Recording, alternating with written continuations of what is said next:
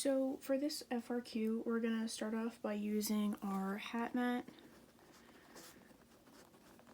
to get the introduction for our FRQ. So just staying with our topic of fate, we can have the really simple hook. If you believe in fate, you know it's inevitable.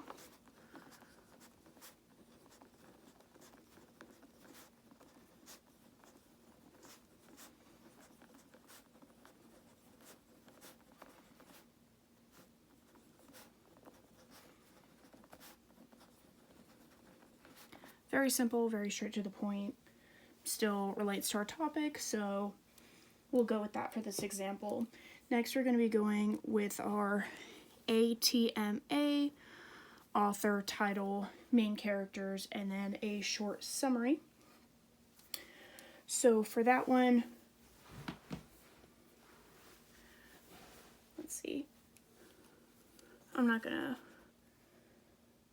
So we'll have Socrates when writing Oedipus Rex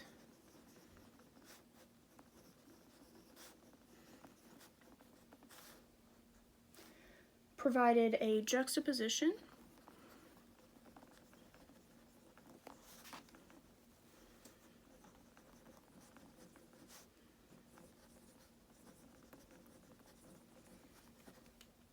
of Oedipus and his parents,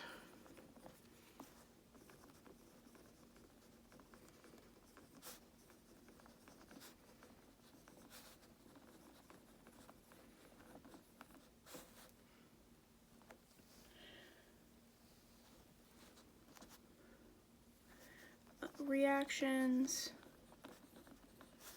to fate,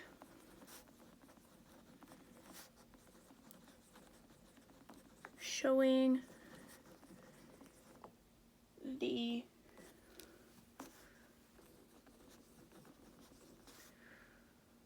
arguable, I'm going to put proper in parentheses here because since fate is already questionable on like can be argued if it's real or not, we're going to put proper because there's also no correct answer to a question that's not even answerable. So that's really roundabout of saying proper because it's not technically proper. Way to react to a fate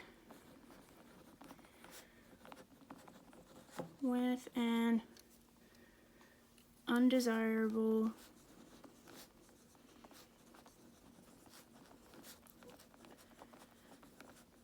outcome.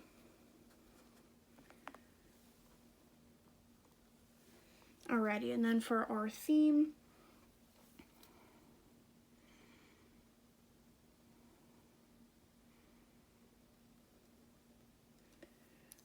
we're gonna have the characters' reactions to their fates,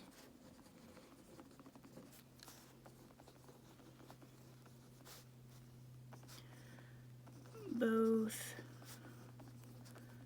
foretold and produced.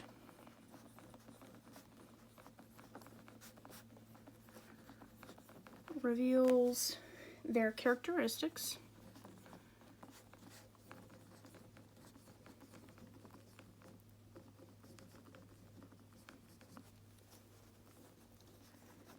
and challenges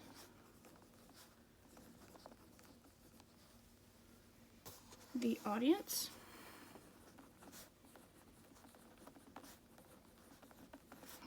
to consider who was the role model.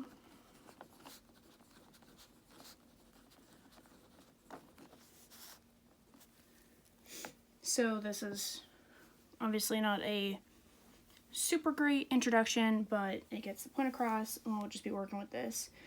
So in the prompt, we have to do two things. First, we have to define what this character's relationship in the past is.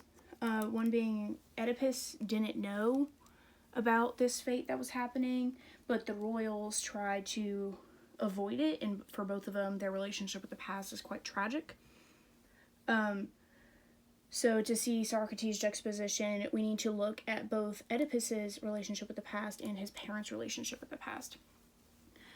So for this next part, I'm just going to put it in an outline form. Sentences will take too long, but we'll just get the point across and get the major ideas. So in this first section here, we have the relationship with the past.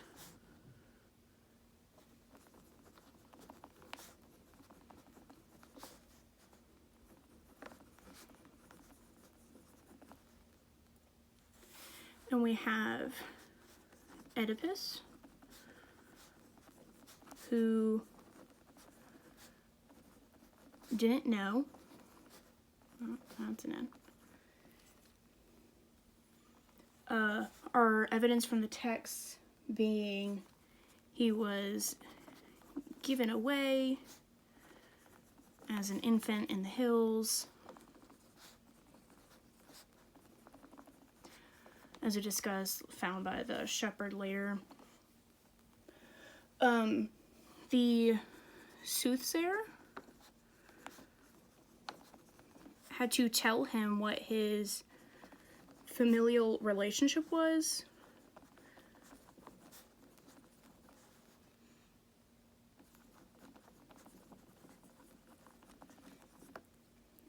Being that he killed his father and wed his mother.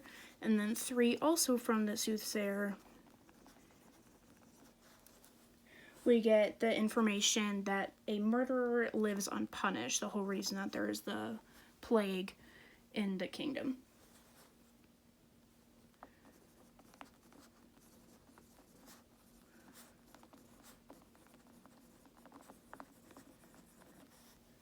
Alrighty, so then also with the relationship with the past, like I just said, it's tragic for both Oedipus and his parents, the royals. Evidence for this one is Oedipus murdered his father, and then his mother committed suicide. So that's their tragedy, is overall their death, and then facing this fate that they didn't want to face in the first place.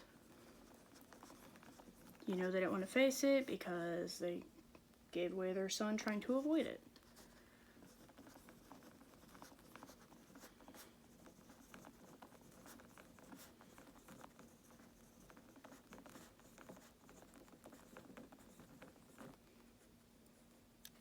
And then second part of this being tragic, where it's both tragic for the mother, but this is where most of Oedipus's tragedy come from, is the children. He had the 4 children with his mother.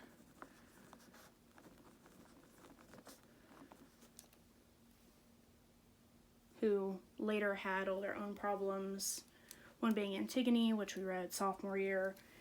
And we know how that turned out. So now we take this relationship that we have with the past and answer the next part of this question, which is how it contributes to the meaning of the work as a whole.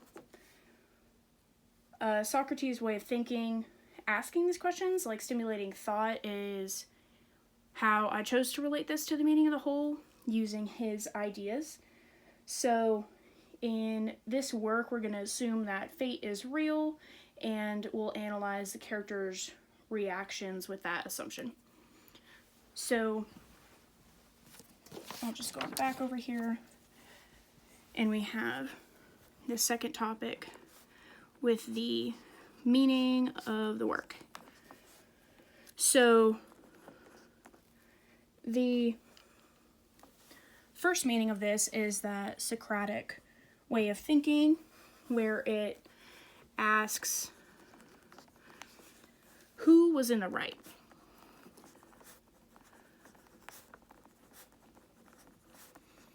Both Oedipus and his parents reacted differently. The parents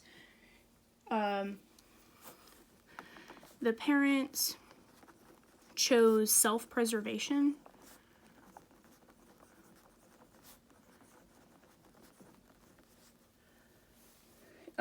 By like sacrificing their kid. They died. Father for murder by his son and the mother by suicide, but they both took action. They didn't like what was in front of them, so they tried to change it. Didn't work out very well, but the attempt was there. For Oedipus, from his perspective, he was unaware of this fateful path that he was set on, but he faced it when told that there was a murderer in his kingdom that lived unpunished. He put the gold pins in his eyes.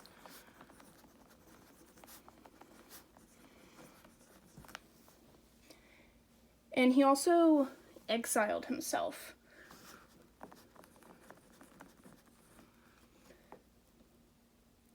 So he punished himself for what he had done, even though he didn't know that he fulfilled this fate that his parents were trying to avoid. Obviously, that's the whole point of fate. It's inescapable. Oftentimes, when you're trying to avoid your fate, you cause the fate. We see that in many other works of literature. This is just yet another example. So the second part to look at with this meaning also is Socrates' idea of stimulating thought for a society.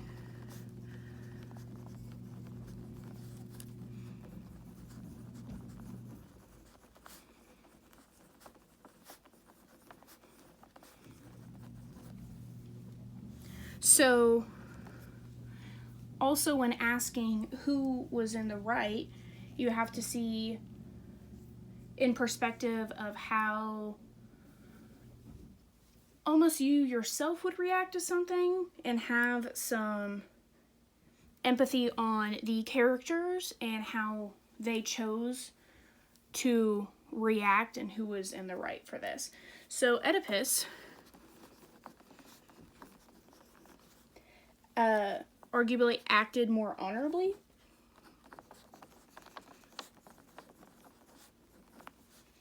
But he was stupid.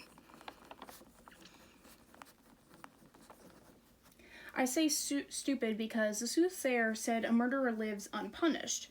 So he put the gold pins in his eyes, and then he also exiled himself. So he punished himself twice, which was unnecessary.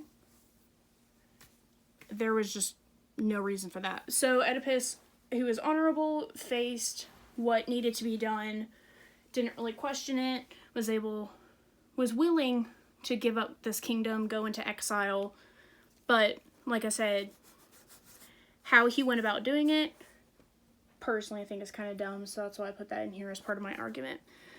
So second part, the royals are portrayed more as cowards, but they're able to be empathized with more.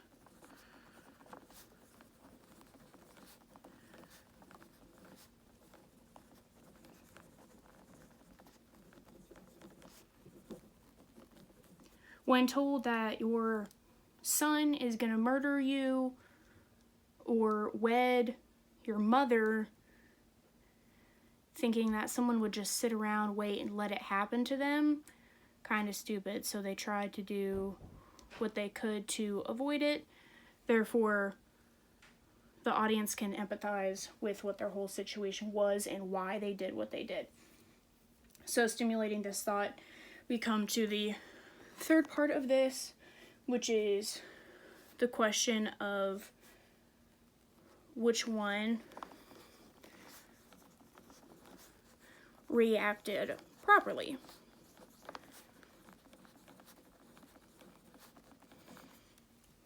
You could say both of them acted properly because Oedipus wasn't told about his fate, so he didn't have the opportunity to avoid it, but then the royals tried avoiding their fate when they knew it couldn't be avoided.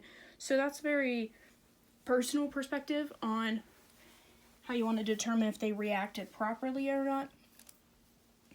But that all comes in where it's supposed to stimulate thought, because it's very independent and it's all about how you think about it, not necessarily what a quote-unquote correct answer is. So that's what we have for our FRQ.